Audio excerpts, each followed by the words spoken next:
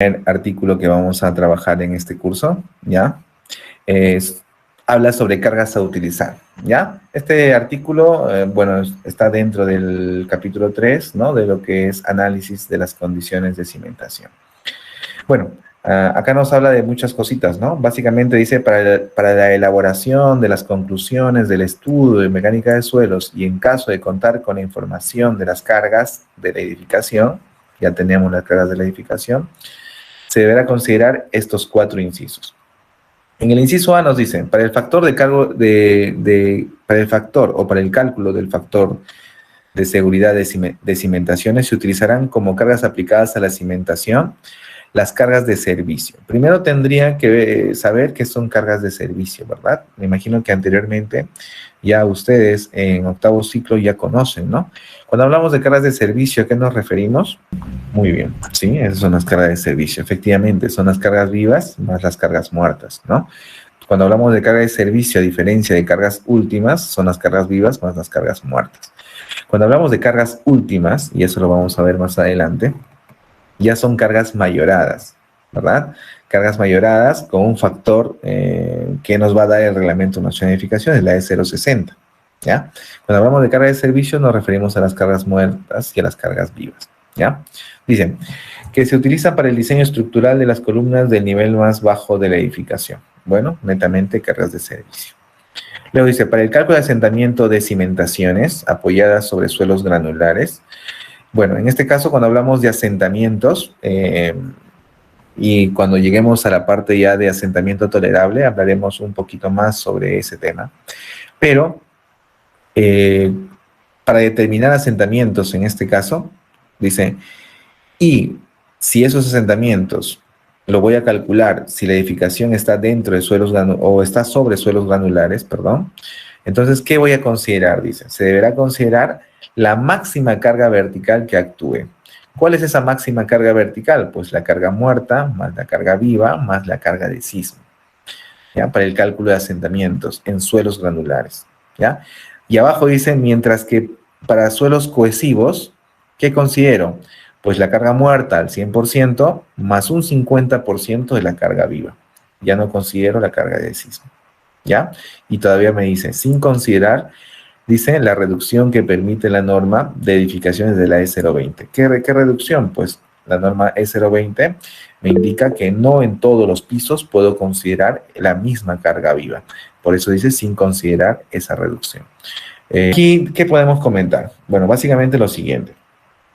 Que para suelos granulares, si la edificación tiene suelos granulares, voy a considerar la carga muerta más la carga viva más la carga de sismo. Ahora yo pregunto, primero, ¿qué son suelos granulares? ¿Qué entendemos por suelos granulares, por ejemplo? ¿Cuáles serían esos suelos granulares? Su mismo nombre lo dice, ¿no? Granular, que lo puedo determinar con granulometría, ¿no? ¿Y qué cosas determino con granulometría? Según, justo acá está, ¿ven? Suelos granulares, granulometría, las gravas, las arenas, ¿no? Suelos granulares. Muy bien, efectivamente, son los suelos, los suelos gruesos, se podría decir. ¿Y los suelos cohesivos qué son entonces? Efectivamente, esos son los suelos cohesivos, ¿no? Y bueno, para hablar entre diferencias, ¿no? Entre suelos granulares y suelos cohesivos, más adelante cuando hablemos ya de compactación, nos vamos a dar cuenta qué tipo de suelos son los que se pueden compactar mucho mejor, ¿ya? Y qué controles vamos a llevar de cada uno de esos tipos de suelos, ¿ya? Cuando ya lleguemos a la parte de compactación de suelos, ¿ya? Muy bien, acá también nos habla de carga muerta más carga viva, que hace un rato su colega nos dijo que son carga de servicio, y carga de sismo. Ahora, les pregunto, ¿tienen una idea de cómo determinar una carga de sismo? Bueno, está en la E030, en lo que es diseño sismo resistente, en la norma sismo resistente, ahí está, ¿no? Básicamente en el capítulo 4, si más no recuerdo, ¿no? Y ahí te determina efectivamente cómo calcular una carga de sismo. Hay que considerar primero la zona donde está ubicada la edificación, puede estar en zona 1, zona 2, zona 3, zona 4. ¿Cuántas zonas tiene el Perú? 4, acabo de decirlo, ¿no? Por ejemplo, la zona 1, ¿cuál es tu coeficiente de aceleración? 0.1, ¿no? La zona 2, 0.25, la zona 3, 0.35, la zona 4, 0.45, ¿no? Toda la parte costera es la zona 4, ¿no? Eso me imagino lo han visto ya en algún curso anteriormente, ¿no? Pero si ustedes quieren seguir hablando del tema, pueden ir en este caso al reglamento, a la norma E030, y ahí están las zonas. No solamente se considera las zonas, también se considera el uso de la edificación, ¿ya? Si va a ser importante, ¿no? Si va a ser esencial o si va a ser común, por ejemplo. Y si para cada uno de ellos obedece a tener un factor para determinar su carga sísmica. No solamente la zona y el uso, también hay que ver el suelo, el factor suelo. ¿Qué tipo de suelo es? ¿Es un suelo blando, suelo duro, es una roca, ¿no? Donde está colocada la cimentación. Entonces, hay que tener todo eso en cuenta, ¿ya? Para poder determinar la carga de sismo. Eso igual lo voy a detallar más adelante porque la carga de sismo vamos a utilizar en nuestros diseños. Así que se va a tener que calcular esa carga más adelante cuando estemos ya en diseño, ¿no? En el capítulo de diseño. Muy bien. ¿Qué más nos dice? Para el cálculo de asentamientos, dice, en el caso de edificaciones con sótanos en las cuales se emplee plateas, casi no. Todas las edificaciones con sótano normalmente se determinan o se construyen colocando plateas o losas de cimentación, ¿ya? Por si acaso. Se podrá descontar de la carga total de la estructura, la carga muerta más la sobrecarga más el peso, dice, de la losa de cimentación. El peso del suelo excavado para la construcción de los sótanos. Obviamente, ¿no? Para determinar el cálculo total de la edificación y luego el asentamiento, ¿ya? No puedo considerar, pues, el suelo que ya he quitado, ¿no? Eso es lógico. Es lógico en este último inciso. Bien, esos serían los 4 incisos del artículo 13, cargas a utilizar. Bien, cada uno de estos artículos, en realidad, ya se ha ido detallando. Aquí lo tengo, ¿ya? Vamos a abrir otro. Se ha ido detallando. Pero en un ratito, bueno, más tarde les voy a mandar también esta información que va a ser muy importante que ustedes lo utilicen, ¿ya? Aquí ya estamos entrando básicamente ya a hablar sobre asentamientos, ¿no? Hace un rato les decía, ¿no? Vamos a hablar sobre asentamientos. ¿Qué nos dice el artículo 14? Netamente asentamiento tolerable. Bien, acá ustedes ven un pórtico, ¿no? Voy a agrandarlo para que se pueda ver mejor, ¿no? Donde nos dice lo siguiente. Supongamos que este pórtico en un tiempo X, ¿ya? Va a sufrir asentamientos, ¿ya? Este pórtico de la columna A, bueno, en la columna A o la cimentación A se va a asentar una profundidad delta y la delta de A debería ser, ¿ya? Acá se han confundido.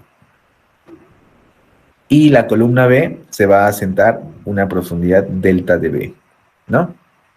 Pero estas dos profundidades, estas dos longitudes son distintas, ¿no? Acá existe una diferencia de asentamientos. Diferencia de asentamientos, ¿ya? Bueno, el reglamento lo llama como asentamiento diferencial a esa diferencia, ¿ya? Pero en realidad, nosotros cuando hablamos de asentamientos diferenciales, y más adelante cuando yo hablo de asentamientos diferenciales, para hablar un solo idioma, les voy a decir lo siguiente. Decimos que es un asentamiento diferencial porque es muy, muy pequeño el asentamiento que puede producirse en una edificación si es que se ha cimentado sobre un suelo bueno, ¿no? Y obviamente si es que se ha cimentado sobre relleno, pues con un relleno controlado de ingeniería, ¿no? Que obviamente nosotros hemos tenido un proceso de compactación y luego control de esa compactación para verificar que ese suelo no va a ceder o no se va a asentar, ¿no? Entonces los asentamientos son tan pequeñitos que se pueden determinar de forma diferencial. Los diferenciales, ¿no? En matemática, bueno, en matemática 1, matemática 2, cuando llevan, o cálculo 1, cálculo 2 que han llevado, se habrán dado cuenta cuánto vale un diferencial. Es muy, muy pequeño, ¿no? A eso le voy a llamar más adelante yo asentamiento diferencial. Y cuando me refiero a la diferencia de asentamientos, me voy a referir a la diferencia de asentamientos diferenciales. ¿Por qué es un asentamiento diferencial? Porque es muy, muy pequeño. ¿Ya? Por favor, cuando hablamos más adelante de asentamientos diferenciales, nos vamos a referir a ese asentamiento diferencial pequeñito que existe, ¿ya? De una edificación, ¿no? Producto de un tiempo. Para normalmente calcular esos asentamientos, se utilizan las cargas que hemos hablado hace un momento y obviamente los teoremas de Terzaghi para determinar el asentamiento de una zapata, que ya lo han visto ustedes en mecánica de suelos, ¿no? Con Terzaghi y con, en este caso, deformaciones unitarias de un elemento, ¿no? Me imagino habrán hecho su ensayo y habrán podido determinar cuánto podrá asentarse en un periodo de tiempo sometido con una carga constante, ¿ya? Bien, entonces, si existe diferencia de asentamientos, ¿ya? Esta diferencia de asentamientos, lo que va a producir es una distorsión angular, ¿ya? Esa distorsión angular se va a determinar, ¿no? O va a ser la relación, mejor dicho, que existe entre la diferencia de asentamientos respecto a la distancia o la longitud que hay entre eje de columnas. A esa relación nosotros le vamos a llamar distorsión angular. Esta distorsión angular va a tener un tamaño. Dependiendo de ese tamaño, y eso está en la tabla número 8, vamos a esperar un daño en la edificación, ¿no?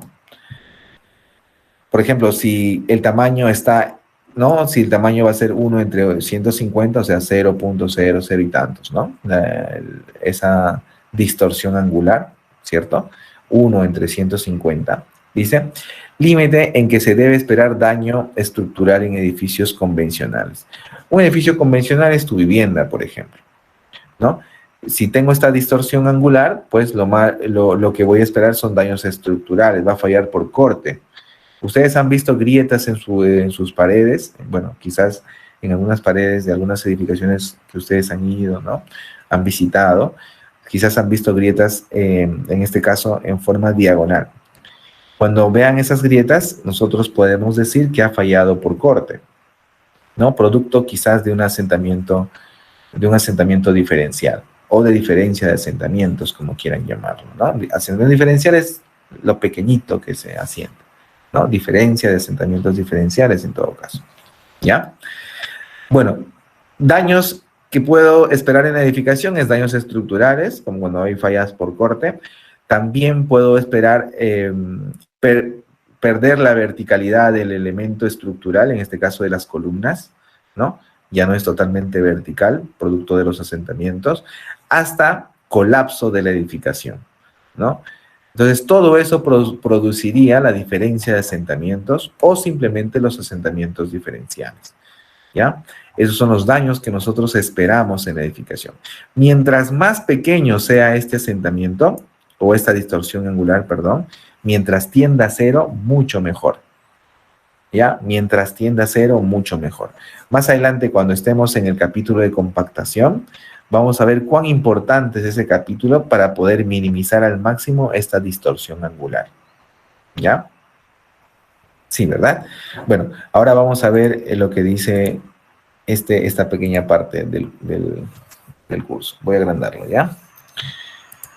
Para determinar el asentamiento total de una columna, por ejemplo, va a ser el asentamiento que se va a calcular, producto de la carga de este elemento estructural, el asentamiento que se genera en el suelo, más el asentamiento que se puede producir por causas de cargas, en este caso, dentro del elemento estructural, que normalmente lo llamamos cargas axiales, ¿ya?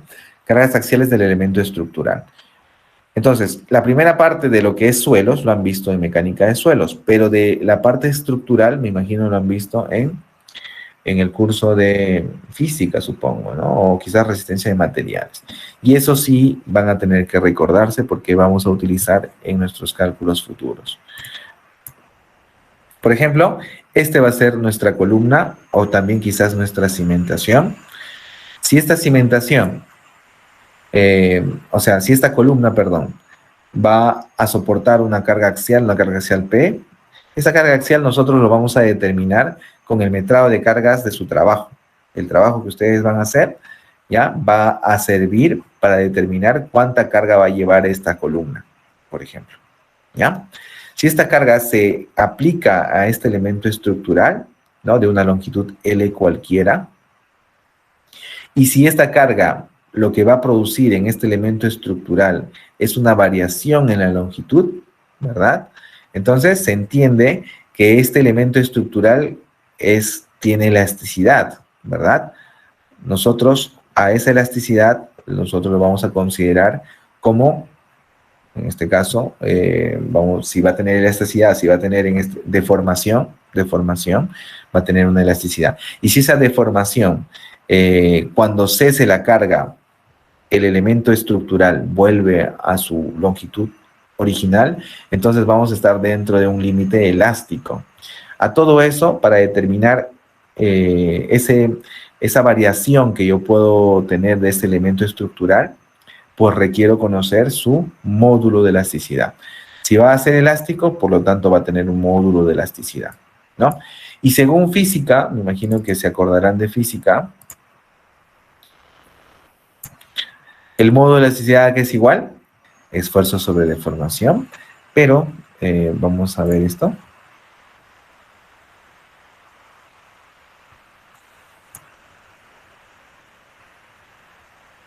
Pero, ¿cómo se calcula? O sea, claro, es la relación que existe entre el esfuerzo y la deformación, ¿no? Es la relación que existe entre el esfuerzo y la deformación. Por ejemplo, ¿no? Nosotros cuando queremos determinar el módulo de elasticidad, si está dentro del rango elástico, pues va a tener la curva o mientras más esfuerzo le aplico al material, va a tener una deformación unitaria, ¿cierto? Si está dentro de un rango lineal, vamos a decir que es elástico. Si ya entra a una curva, ya vamos a decir que va a ser fluencia, plástica y de rotura, si es que se rompe, ¿no? Normalmente eso hemos aprendido. Entonces, si está dentro del rango lineal, ¿no? No es una curva, entonces vamos a decir que va a ser elástico. Por lo tanto, va a tener módulo de elasticidad. El módulo de elasticidad sería básicamente la tangente del ángulo que forma el rango elástico, o mejor dicho, el rango lineal, ¿no? Y la tangente sería, pues si esto, por ejemplo, fuera teta o alfa, o lo que quieran llamarlo, como quieran llamarlo el ángulo, la tangente es opuesto sobre adyacente, ¿cierto? Entonces sería el esfuerzo respecto a la deformación unitaria, ¿no? Su colega es justo lo que nos dijo, ¿no? Que es el modo decía, es la relación que existe entre el esfuerzo y la deformación unitaria. La tangente del ángulo que forma, ¿no? El rango lineal de la deformación que puede sufrir un material, ¿no? Cuando se le somete a esfuerzo, ¿cierto? Eso lo han aprendido en resistencia de materiales. Muy bien. Yo puedo decir también, ¿no? Que el esfuerzo, yo sé que es el esfuerzo, es más, eso lo hemos hablado la semana pasada, el día sábado, ¿verdad? ¿El esfuerzo qué es? Una necesidad por fuerza sobre área. Fuerza sobre área o peso sobre área. Es la relación que existe entre la fuerza o el peso, como quieran llamarlo, respecto al área, ¿no? Y si yo relaciono la fuerza respecto al área, ¿no? Este peso lo aplico en un área, en esta área que está aquí, ¿no? Le voy a llamar esfuerzo. ¿Está bien? Muy bien. Pero también el esfuerzo en función del módulo de elasticidad es igual a módulo de elasticidad por deformación unitaria, ¿cierto?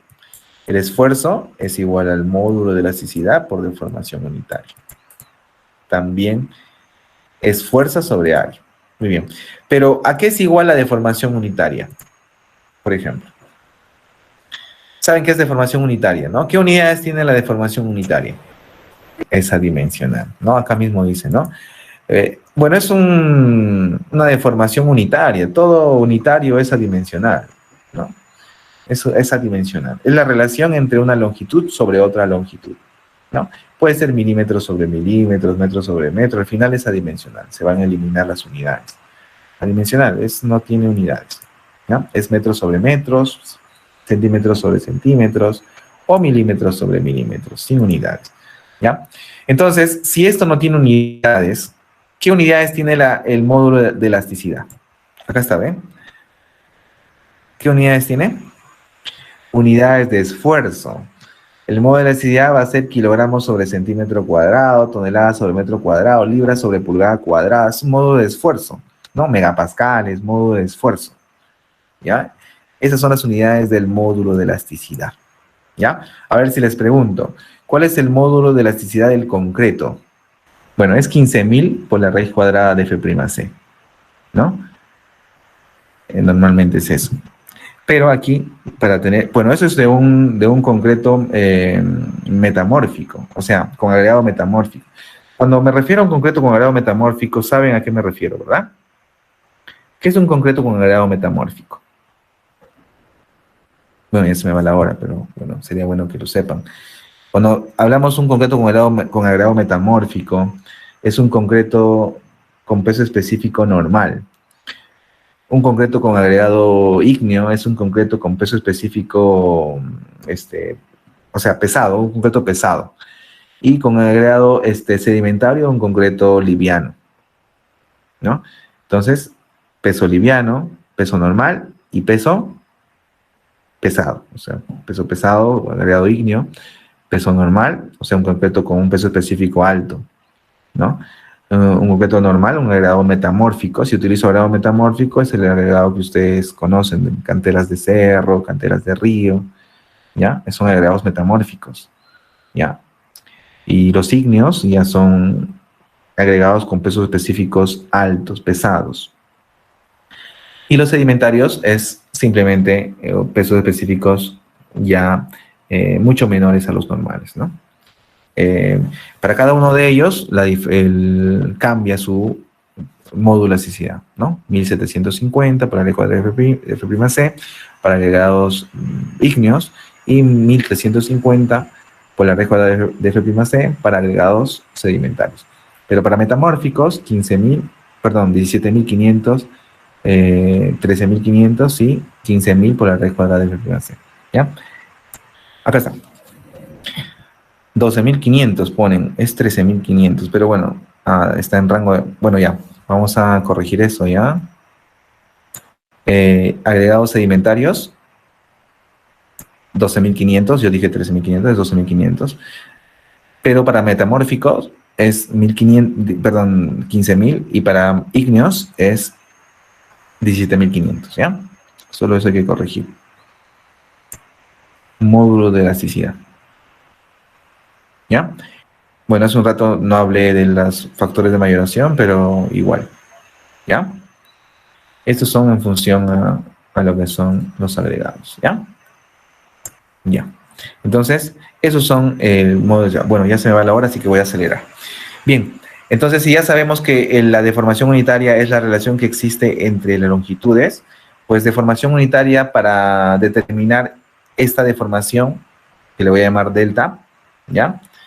Va a ser un diferencial, porque esta es una diferencia pequeñita, una deformación imperceptible, pequeñita, diferencial, entre toda su longitud. ¿Qué es la deformación unitaria? La deformación pequeñita que existiría, el diferencial entre toda su longitud. Si yo despejo esto sería la deformación unitaria por la diferencial de toda su longitud, ¿verdad? Acá está, ¿ve? Deformación unitaria por la diferencial de toda su longitud, ¿ya?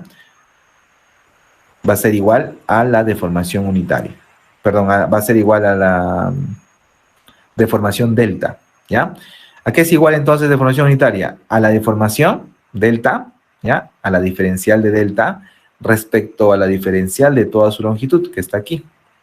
Yo despejo la diferencial de delta, me quedaría diferencial de delta va a ser igual a a deformación unitaria multiplicado por diferencial de toda su longitud. Acá está. Pero esta deformación unitaria, yo lo puedo reemplazar. Puedo decir, ¿a qué es igual? Esto lo paso a multiplicar y esto a dividir. Sería igual a esfuerzo entre módulo de elasticidad. ¿Ve? Y esfuerzo, que es igual a fuerza sobre área. Entonces, todo esto, la deformación unitaria, ¿en qué se transforma? Se transforma en esfuerzo entre área por módulo de elasticidad, ¿cierto? Simplemente reemplazado. ¿Qué cosa es el amarillo entonces? Deformación unitaria. Acá está el celeste y esto es el rojo, ¿no? Como hay diferencial, pues lo integro desde 0 hasta L. Diferencial con integral se va. Integro de 0 a L porque la longitud 0 hasta toda su longitud. O sea, desde una distancia 0 a toda su longitud del elemento. ¿No? Ahora, ¿qué cosa lo evalúo la diferencial? ¿A qué va a ser igual? Pues fuerza no tiene nada que ver con la integral.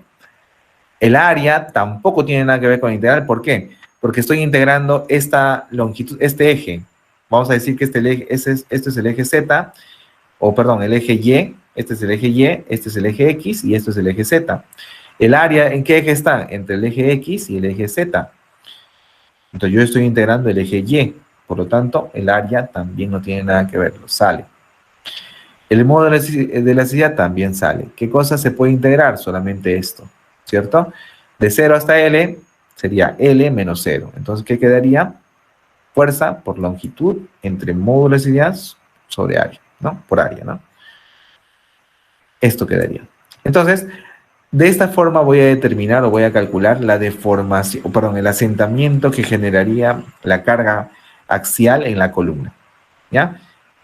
Esta fórmula ustedes lo han visto en su primaria seguramente, o en su secundaria, no sé, pero es la que vamos a utilizar, pelea, ¿no? Lo que normalmente ustedes lo conocen como pelea. Pero esta es la demostración, ¿ya?